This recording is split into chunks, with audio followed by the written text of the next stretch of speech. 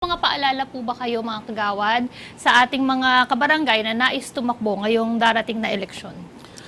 Alam mo, Ma'am SK, siguro I suggest, since ang barangay naman ay wala naman partiduhan yan, pero may doon tinatawag na sino ang mga kakampi, sino yung mga kakampi.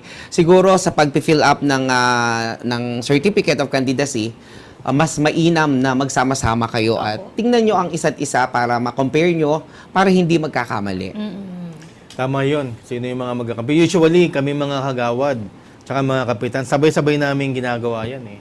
Kasi mahirap na, mamaya magkapareho tayo ng nickname. Hindi maganda or magkamali. Yung iba nga, tinatanong, passport size, biglang sabihin, pwede ba one by one? Tinatanong ka nga, passport size nga eh. Ikaw naman, oo, tatakbo ka eh. Yan palang simple instructions cannot follow.